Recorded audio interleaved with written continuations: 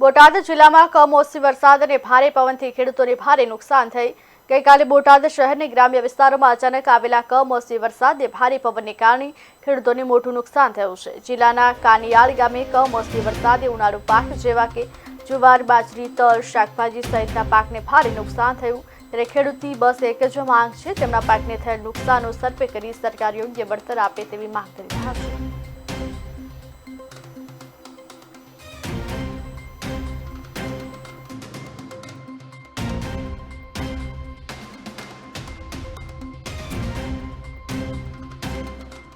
અને મારી વાડીમાં બાજરીનો પાક હતો, પણ કુદરતની આફતને કારણે કાલના વાવાઝોડા વરસાદના કારણે પાકને નુકસાન થયું છે। બાજરી અને જુવાર નુકસાનમાં કદાચ છે, પણ હવે નહીં આમાંથી કંઈ મળી શકે એવું આમ છે। સરકારને કદાચ અમને જે કંઈ યથાશક્તિ અમારી માટે કોઈ સહાય કરે એમ। વરસાદ એટલો હતો, વધારે પડતો, અને પવન વધારે પણ હતો।